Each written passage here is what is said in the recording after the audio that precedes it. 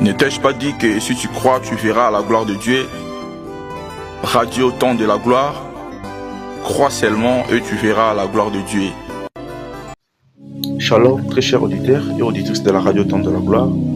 Ici Kaban Sobozo Mitika Tenkole Shumasi à Nazareth. Wazanzamba Solo Piabo Moi Apambola Bino.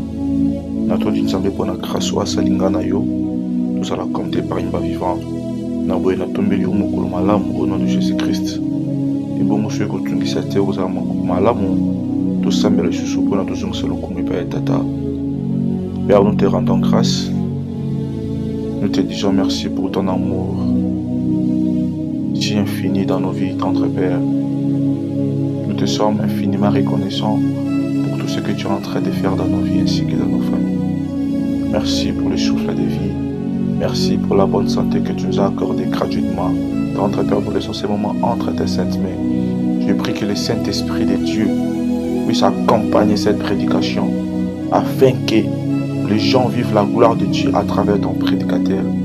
Simple instrument que je suis, mais utilise-moi puissamment pour la gloire de ton nom. Au nom de Jésus-Christ, que j'ai ainsi prié. Amen. Bien-aimés dans le Seigneur, nous continuons avec notre thème, le prix à payer.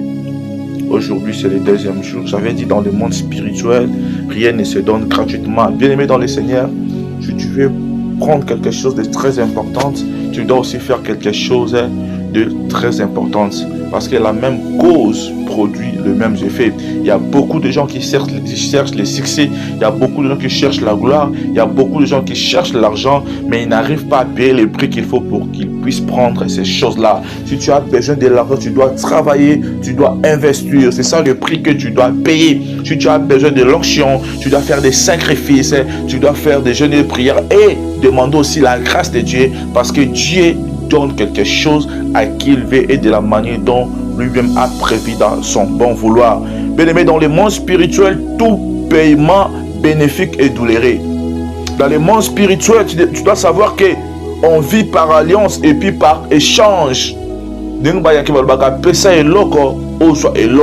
les chrétiens balingi gratuité la makamoniance, les chrétiens balingi facilité la makamoniance. Et tikana ebisao lelo qu'il y a d'autres choses au kozwango kaka si tu payes le prix qu'il faut pour kozwango. Moko na le moko misatu. Donc na kokota na ba paiement bénéfique na ko ebisao ndenge nini. Okoyi kozwa makamalamu to prini to mbano nyoko yiko futa pour que ozwa makamalamu na vie. Bien aimé, l'autre continue n'a pas paiement maléfique. Pourquoi? Parce que tout ça est constant que bana bato ba futa ba mbano ya ba makambo o ba ebeli mutuna makolote.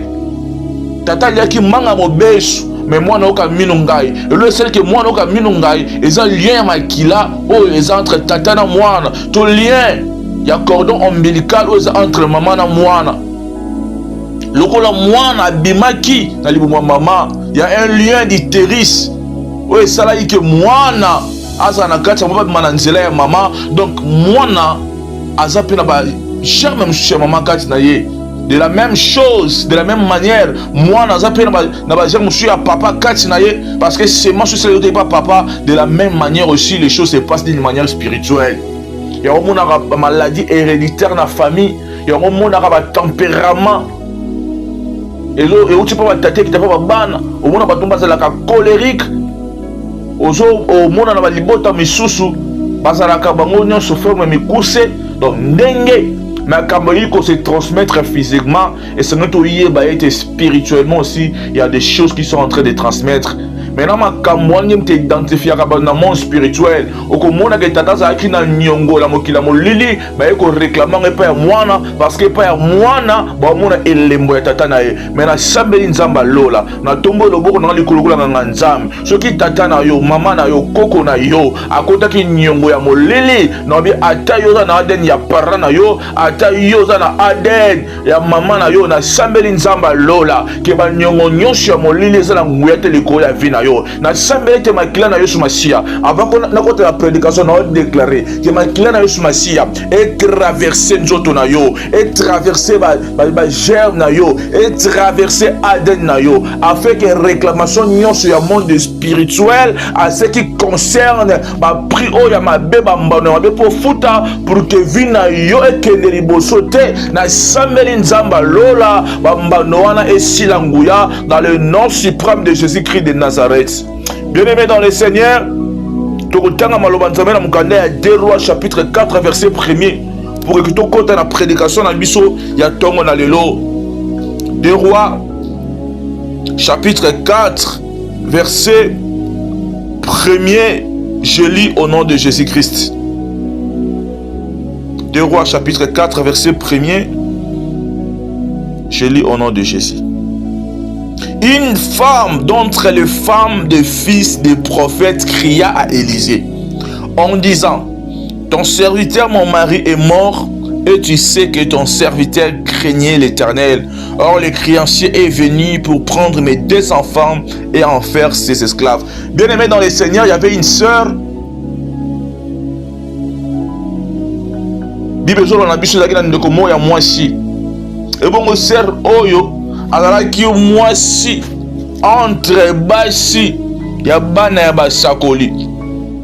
Pe ndeko ya mwasi agange pa ya prophète Élisée. Alobi boye mosali na azalaki mobali na nga akufi. Pe oyebi malamu ke mosali na yo abandaki kobanga Yawe. Mais tala moto ya nyongo aye pona kozwa bana na nga mibale pe asala bango ba umbu.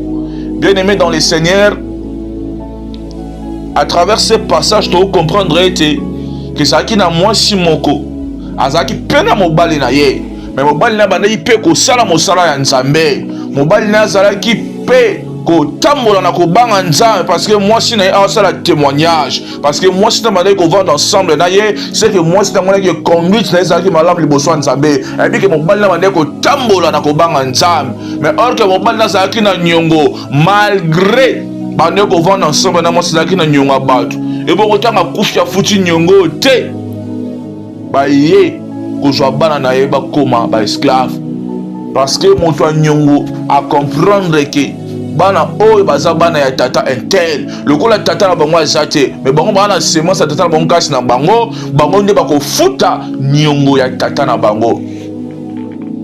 Bien aimé, likambo eza likambo ya pasi mingi pe mawa. Soki l'état ya mboka ezoloba que l'infraction est individuelle, na monde spirituel infraction ya tata ekoma pe mabeto libabe likolo ya bana. Bana o bazaki ba innocent, bana o parfois baliaka pe mbonga nyongo wana te, parfois pe ndeko oyo mbongo wana nyonga selengo pe makala mosusu. Mais lokola bayebi ke bana baza bana ye baye kozwa bana po bafuta nyongo ya ba réalité ya bato mingi. Bana o mama na bango tellement kanga pe lycée, mais yana bato mingi bakoma dia ba esclave parce que maman na bango bayebi vie de prière te. Ezana bato mingi bakoma dia esclave parce que bango bazalaki ba ignorance bayebi ki Nzambe te. Tala bana oyo bavandaki bayebaki loko te, or kezalaki na moto moya nyongo na makanisite bandeki ya kobeta calcul ebidaki moto intel azalaki na mbongo na akufi, mais lokola ya kufi bana efi bakoma ba esclave na nga. Tala motema mabe ya moto bien aimé. Il a fallu sisa makambo na moto akufi maolanda ti bana pour que batu nyongo ya moto wana o akufi bana ya bafuta yango. Ce sont des choses qui se passent spirituellement dans ma vie à bato mingi. Tu es en train de payer le pot classé. Bah on réclame on a bandoto. Bah on réclame yo. Au monde même na bandoto que ça réclamer. Et ça na bato miso ba balisa bango dia na butu.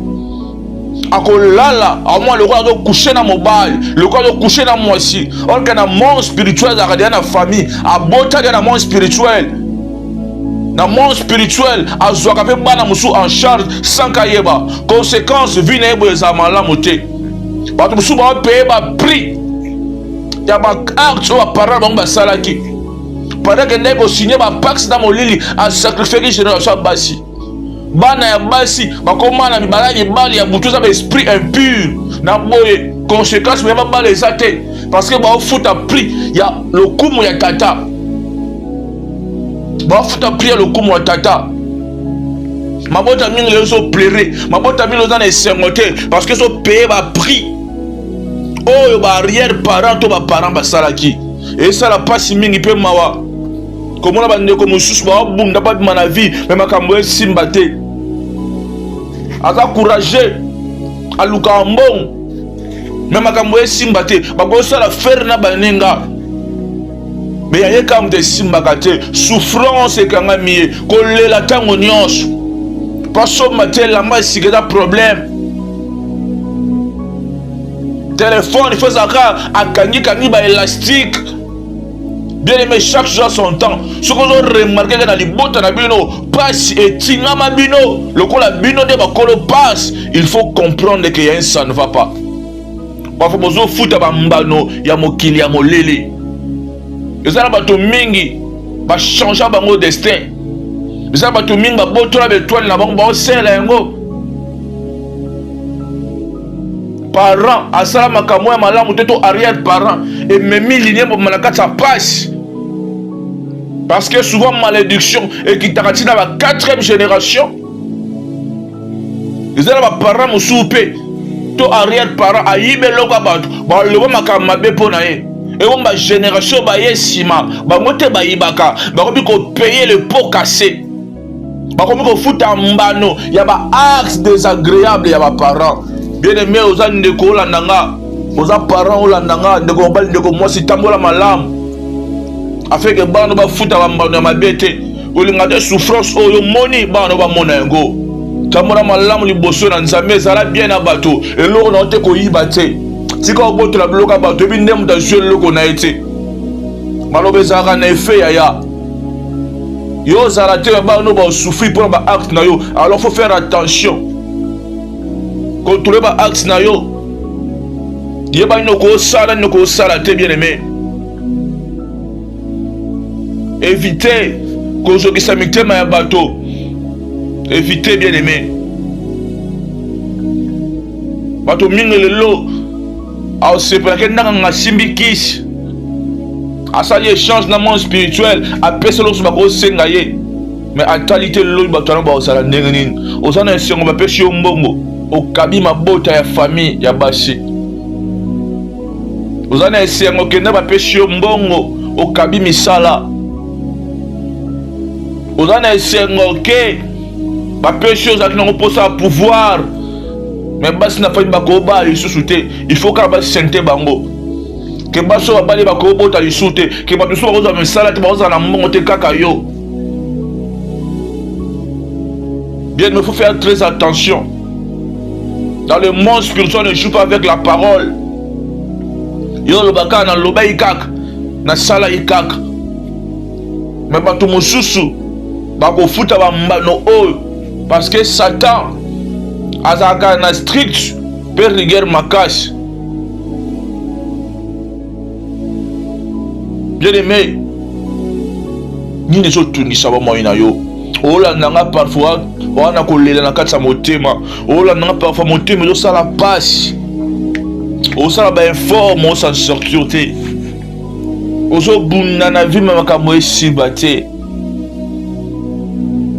ozo remarquer bandoto ozolota que non, ça ne va pas.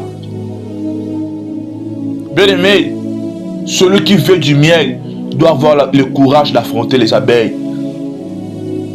Nenga ina invité dans le sambo. Nenga ina invité yo dans ba sacrifice yaya. Nenga ina invité yo na kobanga nzambe.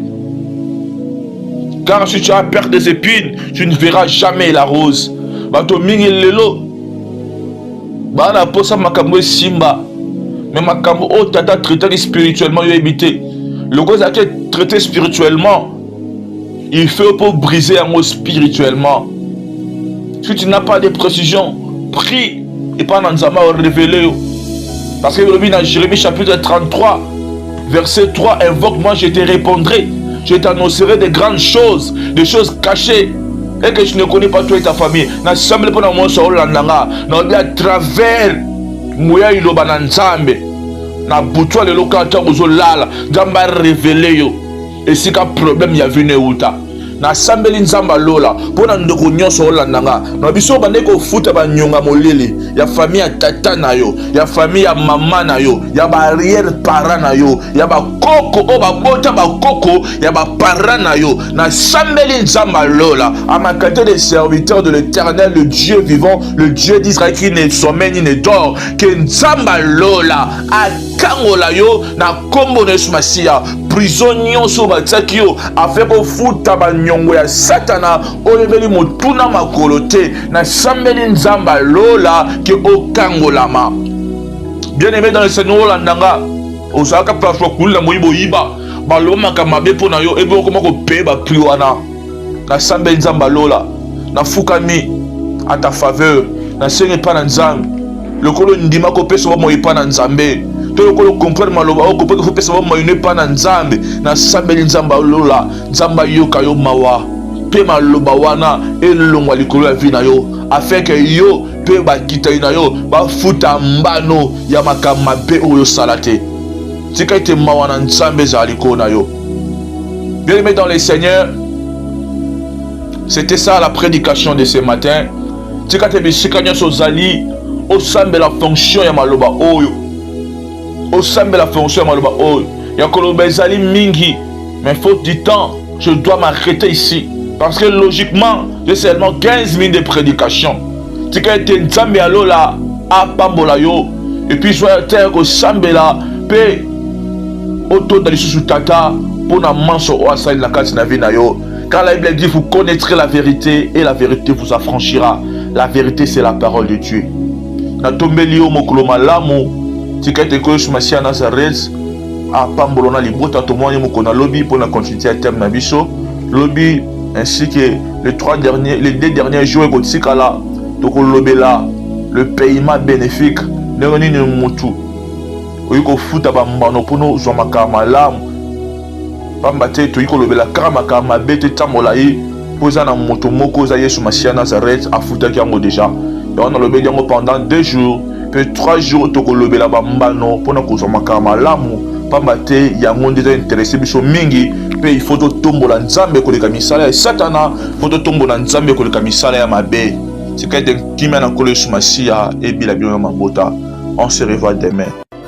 Radio Temps de la Gloire, vis ta gloire avec le Maître suprême Jésus-Christ de Nazareth. Suivez-nous chaque lundi, mercredi et vendredi à 7h30 heure de Kinshasa. Que Dieu vous bénisse.